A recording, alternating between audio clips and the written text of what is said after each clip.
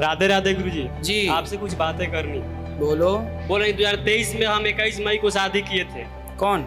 मैं। अच्छा। और मेरा शादी अरेंज मैरिज हुआ था। मेरे बीबी बोली कि आपको माँ बाप का हम कुछ नहीं समझते हैं। तो सर हम बहुत डिप्रेशन में आ गए, हम क्या करें, हमको कुछ समझ नहीं आ रहा तो है। पत्नी आपके साथ नहीं रहती? नहीं, 11 महीना से नहीं है, ना बात करती है ना कुछ करती है। तो हम माँ बाप को छोड़ दें? तो पत्नी ऐसा बोलती है कि ऐसा बोलती है कि अपने माँ बाप को चुनो, नहीं तो हमको चुनो। अब देखो जरा, पत्नियां ऐसी आजकल पढ़ी पढ़ाई आती हैं कि सारी संपत्ति हमारे नाम कर दो, माँ को घर से निकाल दो, हम तुम्हारे संग रहेंगे। और बताओ। प्रभु जी वो जीएनएम की है। पत्नी है कि आतंकवादी है? तो आप शादी के पहले उसको देखे नहीं थे, बातचीत नहीं हुई थी? नहीं सर। हम कथा में बोलते हैं कि शादी के पहले लड़का लड़की को थोड़ा बात कर लेनी चाहिए, एक दूसरे को थोड़ा समझ लेना चाहिए, फिर विवाह करना चाहिए। आज हमें खुद ही नहीं समझ में आ रहा है कि हम क्या करें। हमको खुद ही पता नहीं चल रहा है कि हम क्या करें। यहाँ पर 2 दिन से वृंदाश्रम उसको ले आना हमारे पास, उससे सत्संग की जरूरत बातें है। नहीं करती है तो ले आने कहाँ से। जो आप कार्य कर रहे हैं उससे बेहतर करो और अच्छा अगर बढ़ाओ उसे। गुरुजी अगर वो कोई धीरे टाइप- से आ जाएगी चिंता। जी एक बार आप हाथ चरणों इसके सिर पे रख दीजिए। खुश रहिए, आशीर्वाद। राधे राधे। मैं हूं आपका अपना निरुद्धाचार्य, आप सबका दास। महाराज का मंत्र कार्यक्रम में आपका स्वागत है। मैं रोज देवी देवताओं के बारे में आपसे बात करता हूं। गणेश जी, लक्ष्मी जी, शिव जी, भगवान विष्णु, जो सभी देवी देवताओं की पूजा की विधि भी बताता हूं आप सबके लिए।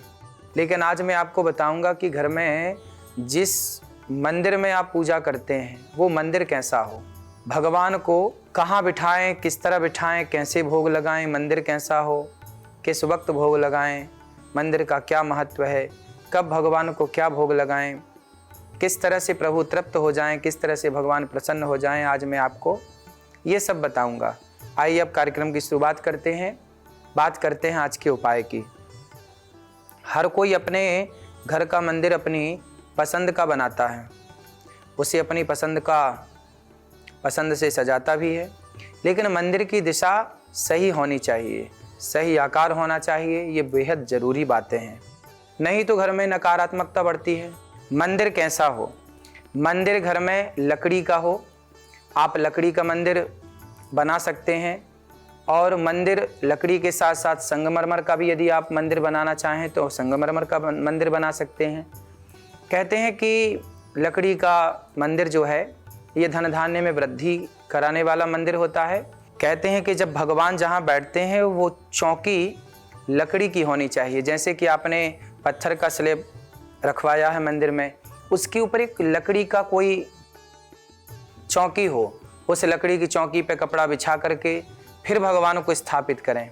पत्थर के ऊपर भगवान को ना बिठाएं। पत्थर के ऊपर भले एक लकड़ी का पतला सा ही एक हिस्सा बिछा हो, उसके ऊपर एक कपड़ा हो, फिर उस पर भगवान जी को बिठाएं। और भगवान जी को मंदिर में जब बिठाएं तो आपका मंदिर थोड़ा ऊंचा हो। जब आप ज़मीन पर बैठें या आप चौकी पर बैठें तो आपके हृदय भाग से भगवान का चरण होना चाहिए। मतलब भगवान इतने ऊंचे हों कि भगवान के चरण आपके हृदय के सामने हों। इस तरह से मंदिर की ऊंचाई आपके बैठने की ऊंचाई से अधिक होनी चाहिए। कहा जाता है कि संगमरमर से यदि मंदिर संगमरमर का है तो घर में सुख शांति बनी रहती है। घर में मंदिर कभी भी दीवार से सटा कर ना रखें, दीवार से थोड़ा हटा कर ही रखें। मंदिर का निर्माण जब कराएं, अगर आप उत्तर पूर्व दिशा में लकड़ी का मंदिर बनवाते हैं या संगमरमर का मंदिर बनवाते हैं तो नीचे गोल पाए जरूर बनवाएं। पाए गोल होने चाहिए, है ना, चौकोर ना हो, गोल पाए हों। और पूरब और उत्तर ईशान कोण में ही आपका मंदिर होना चाहिए। ईशान कोण का मंदिर ही सबसे उत्तम होता है। बात करेंगे आज के भविष्य की। पूजा करने वाले व्यक्ति का मुख पूर्व दिशा की ओर होना चाहिए। यदि पूर्व दिशा या उत्तर दिशा की ओर मुख है तो यह शुभ माना जाता है। इसके लिए मंदिर के द्वार पूर्व दिशा की ओर होने चाहिए। घर के मंदिर में प्रतिदिन सुबह और शाम को दीप जलाएं, धूप बत्ती जलाएं और दीपक जला करके चारों ओर से अपने मंदिर को साफ सफाई करें। कोई जाला ना हो, कोई जली हुई तीली मंदिर में ना पड़ी हो, किसी भी प्रकार का वहाँ गंदगी ना हो। इस तरह से आपको मंदिर में इन बातों का ख्याल रखना ही चाहिए। शौचालय और पूजा घर आसपास नहीं होना चाहिए। शौचालय और पूजा घर थोड़ा थोड़ा दूरी हो तो ज़्यादा अच्छा है। वॉशरूम का दरवाज़ा हमेशा बंद रखना चाहिए। और मंदिर जहाँ हो, पूजा स्थल जहाँ हो, थोड़ी जगह खाली भी होनी चाहिए जहाँ आप प्रेम से बैठ कर के पूजा भी करें, आंखें बंद करके ध्यान भी लगाएं। पूजा के बाद कुछ देर भगवान का चिंतन करें, प्रार्थना करें। त्वमेव माता च पिता त्वमेव। मंदिर के आसपास पूजन सामग्री, धार्मिक पुस्तकें और शुभ वस्तुएं रखना चाहिए। जैसे मंदिर में कछुआ होना शुभ माना जाता है। मंदिर में हो सके तो आप अखंड दिया जलाएं, वो भी बड़ा शुभ माना जाता है। तो ये सारी चीज़ें आपके मंदिर में गीता हो, रामचरितमानस हो, वेद हों, पुराण हों, ये शुभ माने जाते हैं। बात करेंगे आज के पंचांग की। आज 2 दिसंबर है, दिन सोमवार है, मार्गशीर्ष प्रतिपदा, तिथि शुक्ल पक्ष, ज्येष्ठा नक्षत्र और धृति योग। आज चंद्रमा वृश्चिक राशि पर है। आज वधू प्रवेश का मुहूर्त, दुरागमन का मुहूर्त भी है। तो कहा जाते हैं ना कि विवाह के बाद जो बहू का आने जाने का जो मुहूर्त होता है वो आज मुहूर्त है। तो आप इस तरह से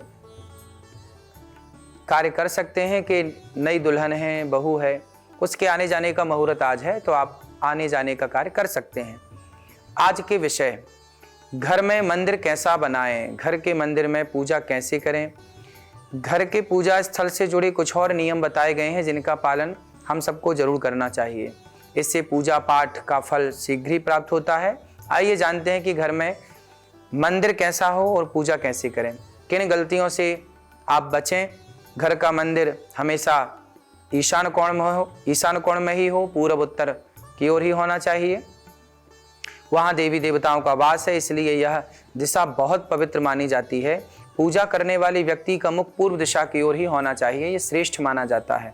ध्यान रहे कि कभी भी मंदिर दक्षिण दिशा की तरफ ना हो, वरना घर में हमेशा गरीबी और अशांति बनी रहती है, बरकत नहीं होती। कई घरों में मंदिर जमीन पर बनाया जाता है, माना जाता है कि ऐसा लोग बैठकर पूजा कर सकें, इसके लिए बनाते हैं। लेकिन आपको मैं बताऊं, जो कि बता चुका हूं, आपसे जमीन से मंदिर थोड़ा ऊंचाई पे हो, जहां भगवान के चरण आपके हृदय तक पहुंचने चाहिए। इस तरह से आप करेंगे तो निश्चित ही आपको पूजा का फल ज़्यादा प्राप्त होगा और आप सुखी रहेंगे, सुखमय जीवन बिताएंगे।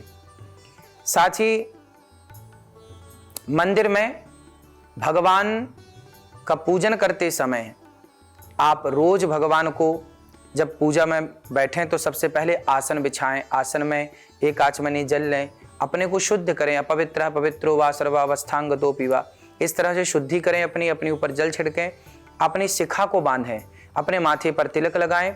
भगवान को सबसे पहले क्या करें, एक थाली उठाएं और भगवान को स्नान कराएं। भगवान को स्नान करा के उन्हें कपड़े से साफ करें, उनको वस्त्र पहनाएं और जो चरणामृत बचा है उस चरणामृत को आप पान करें, चरणामृत पिएं।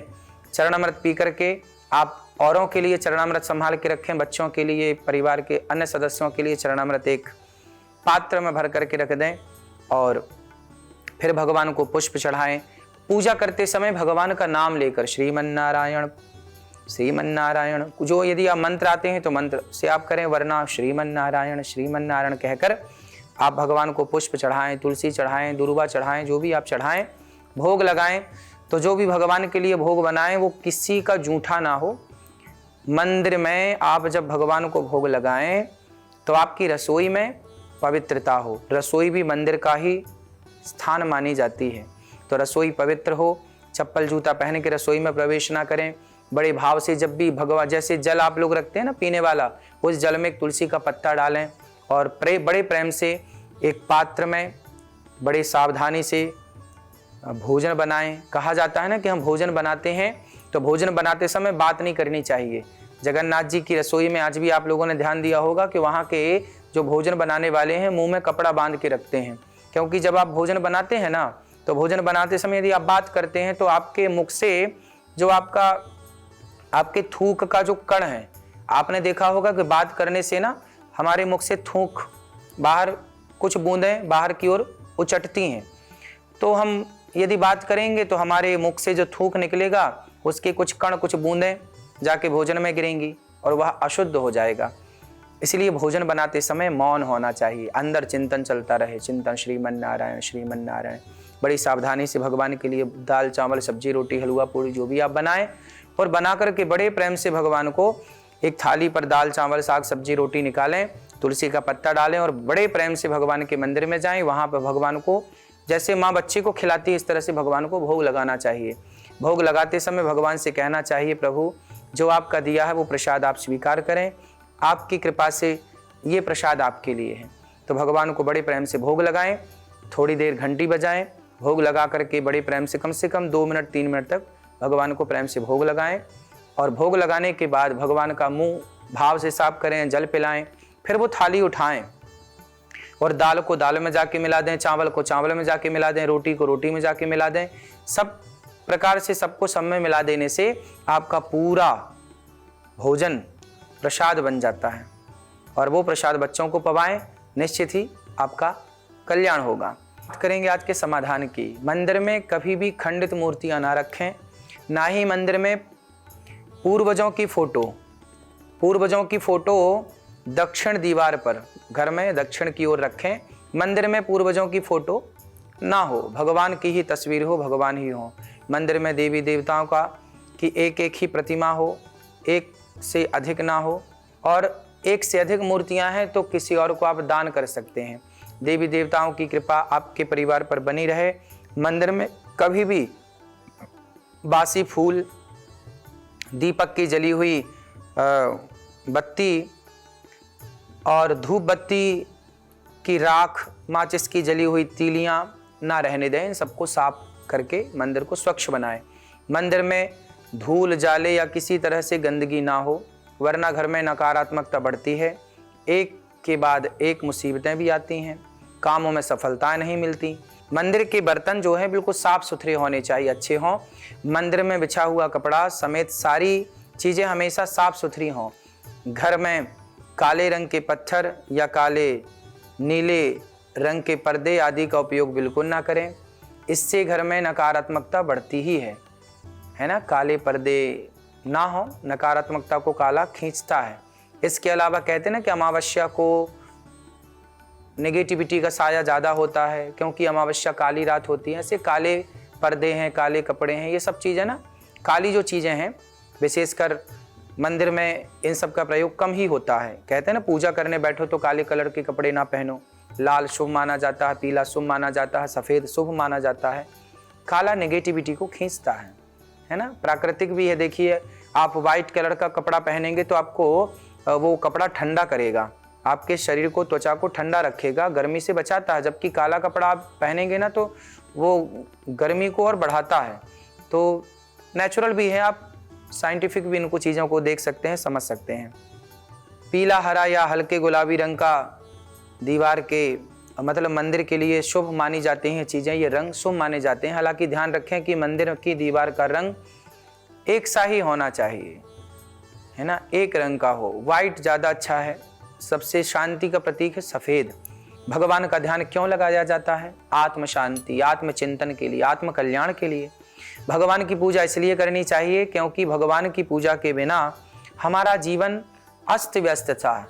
आज देखिए ना, लोग कितने डिप्रेशन में हैं, कितने परेशान हैं, कितनी चिंताएं हैं, कितना तनाव है, कितना परेशान है लोग। जानते हैं क्यों? क्योंकि आज भगवान से अपने आप को उन्होंने जोड़ा ही नहीं, भगवान से दूर हो गए। इसलिए कहता हूँ, एक घड़ी आधे की पुनियाद। मंदिर में थोड़ा बैठिए और भगवान को देखिए टुकुर टुकुर। आपके घर में गोपाल जी होंगे, शालिग्राम जी होंगे, आपके घर में राधा कृष्ण होंगे। एक बार भगवान को जी भर देखिए तो सही।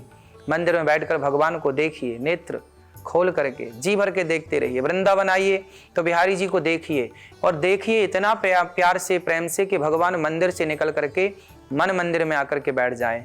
और जब भगवान मन मंदिर में आकर के बैठेंगे तो निश्चित मानिए कि भगवान सदा आपके साथ हैं। तू अकेला नाही प्यारे राम तेरे साथ में। ऐसा भाव बनाइए कि भगवान मेरे साथ हैं, एक क्षण के लिए अलग नहीं। जब आप हर क्षण ईश्वर को अपने साथ महसूस करेंगे, भगवान का ध्यान करेंगे और ये मानेंगे कि मैं नहीं करता। देखो मैं करता तो सब मैं कर लेता, लेकिन मैं नहीं करता। ये संसार कोई तो है ना चलाने वाला। गैया गाय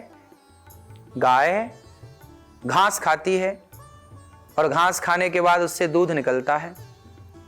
कोई तो है इस संसार को चलाने वाला, जो गाय को घास खिलाते ही दूध उत्पन्न कराने वाला है। कोई तो है जो समय से सूर्योदय करा रहा है, सूर्यास्त करा रहा है, समय से बारिश गर्मी सारी ऋतुएं ठीक ठीक चल रही हैं। कोई है, वही परमात्मा है जिसने ये संसार बनाया है व्यवस्थित। उसी परमात्मा ने, जिसने आपका पेट बनाया, जिसने आपका मुंह बनाया, जिसने आपकी आंखें बनाई, जिसने आपके पांव बनाए, जिसने ये सब कुछ बनाया है ना, वही आपके जीवन में सब कुछ डिसाइड करता है। इसलिए उस परमात्मा के भरोसे छोड़ दीजिए। जैसे अर्जुन ने अपने रथ को कृष्ण के भरोसे छोड़ दिया। अब चाहे तो पार लगाओ, चाहे तो जिताओ, चाहे तो हराओ। अब अर्जुन ने जब अपनी गाड़ी भगवान को सौंपी तो भगवान ने पार लगाई, जिताई। ऐसी भगवान पे अटूट विश्वास हो कि प्रभु अब आप जानो, आपका काम जाने। जब समर्पण होता है ना तो जीवन में आनंद होता है। आज लोग समर्पण नहीं करते, लोगों को लगता मैं कर रहा हूं, मैं नहीं करता, मेरे से भगवान कराते हैं। करते हो तुम कन्हैया, मेरा नाम हो रहा है, मेरा आपकी कृपा से सब काम हो रहा है। हम करते नहीं हैं, भगवान हमसे कराते हैं। राधे राधे। अपना ख्याल रखिए, अपने को करता ना मानिए, ईश्वर करते हैं ये मानिए। हर क्षण भगवान हमारे साथ है। हम एक पुतली है, कठपुतली, नाचने वाली, नचाता तो भगवान ही है। राधे राधे। बात करेंगे आज के वार्तालाप की। तम को ही राज से अशोक का सवाल है, महाराज जी क्या जो दूध हम लोग शिव जी पर चढ़ाते हैं उस दूध को गरीबों में बांट सकते हैं? गरीबों में बांटें तो क्या ये गलत है? क्या ऐसा करने से पुण्य मिलेगा? देखो, शंकर जी पर दूध चढ़ाने वाले भक्त अपनी आस्था अपनी श्रद्धा से दूध चढ़ाते हैं, लेकिन आप गरीबों में बांटना चाहते हैं तो गरीबों में भी बांटें। गरीबों में बांटना बुराई नहीं है, लेकिन गरीबों में भी बांटें। और हमारी आस्था है कि शिव जी पर चढ़ाएं। शिव जी जो मूर्ति है ना, वो साक्षात शिव है। हम ये ना सोचें कि ये केवल पत्थर की शिला है, ना ना। जब दूध चढ़ाने जाएं तो पत्थर पर थोड़ी दूध चढ़ाया जाता है। भाव तो ये होता है कि हमने शिव को अर्पित किया, तो जब शिव को अर्पित किया तो वो दूध शिव तक पहुंचेगा, शिव उसे ग्रहण करेंगे। हम ये क्यों मानसिकता बनाएं कि हमने पत्थर पे दूध चढ़ाया। आज लोग कहते हैं कि पत्थर की मूर्ति है। भाई तुम्हारे लिए पत्थर है, मानो तो मैं गंगा माँ हूं, ना मानो तो बहता पानी। भाई पत्थर की मूर्ति उनके लिए पत्थर है जो पत्थर माने बैठे हैं, लेकिन जिनकी आस्था है। प्रहलाद जी के कारण भगवान पत्थर से प्रकट हुए कि नहीं? यदि प्रहलाद जैसी आस्था है तो भगवान पत्थर से भी प्रकट होते हैं, और प्रकट होकर के प्रहलाद जी के लिए नरसिंह बन करके आए। तो ये है कि मानो तो मैं गंगा माँ हूं, ना मानो तो बहता पानी। मान लो तो भगवान है, नहीं मानो तो कहाँ कुछ है। तो गरीबों में भी बांटिए। जैसे गौरी गोपाल आश्रम में देखिए, गरीबों में, दीन दुखियों में रोज हजारों लोगों को भोजन प्रसादी बढ़ता ही है। गरीबों में खूब बांटिए। लेकिन शिव जी पर भी हम दूध चढ़ाते हैं, वो हमारी आस्था है, इसमें कोई आपत्ति किसी को नहीं होनी चाहिए। ठीक है। लोग कितना पैसा खर्च करते हैं शराब पीने में, कितना पैसा खर्च करते हैं उल्टी सीधी जगह, वहां से पैसा बचाने की बातें लोग नहीं करते। शंकर जी पर जरा सा दूध चढ़ाते हैं, आधी गिलास, उस पर भी कटौती करना चाहते हैं कि शंकर जी पर दूध क्यों चढ़ाएं। भाई आप शराब पीने वाला पैसा गरीबों में बांटो, आप क्लबों में जाकर के पैसा उड़ाते हैं वो वाला पैसा गरीबों में बांटो, है ना। आप व्यर्थ के मिष्ठान 56 भोग खाते हैं, आप दाल चावल सिंपल खा करके बाकी पैसा गरीबों में बांटिए। बड़ी बड़ी मूवियाँ देखने जाते हैं, 300 रुपये की टिकट कटाते हैं। मूवी क्यों देखना है? अश्लीलता ही तो मिलती है मूवियों से। वो पैसा हम गरीबों में बांटें, मूवियाँ क्यों देखना है? मूवियाँ बनाने में करोड़ों रुपए खर्च होता है, हजार करोड़ रुपए खर्च होता है एक एक मूवी पे। क्या करना है मूवी बना के? वो सारा पैसा 1000 करोड़ गरीबों में बांटा जाए। क्यों ना उससे बड़ी बड़ी यूनिवर्सिटियां बनाई जाएं, क्यों ना उससे बड़े बड़े कॉलेज बनाए जाएं, क्यों ना उससे एक हॉस्पिटल बनाया जाए। और वो मूवी का पैसा जो एक मूवी बनाने में 1000 करोड़ रुपए लगा, उस 1000 करोड़ से तो ना जाने कितने हॉस्पिटल बन जाएंगे। तो गरीबों की सेवा करने के लिए हम और जगह से भी पैसे बचाने की बात क्यों नहीं करते? इसलिए भगवान शिव पर दूध चढ़ाना भी सही है, और गरीबों में भोजन देना भी, गरीबों में भी बांटना बिल्कुल परफेक्ट सही है। आप दोनों काम कीजिए, बुराई नहीं है। समाज को जागना होगा कि आज कुछ मूवियाँ बना बना के लोग हमारे सनातन को इस तरह से बदनाम करने की कोशिश करते हैं। हमें इस षड्यंत्र से बचना होगा। बात करेंगे आज के गुरु मंत्र की। आज का गुरु मंत्र है आप सबके लिए, मंगल भवन अमंगल हारी, द्रवहु सु दशरथ दशरथ अजर बिहारी, मंगल भवन अमंगलहारी। आप अपने मंदिर में, आप अपने घर में ये चौपाई जरूर लिखवाएं, मंगल भवन अमंगलहारी, द्रवहु सु दशरथ अजर बिहारी। इससे घर में आनंद की वर्षा होगी, मंगल की खान है भगवान का नाम।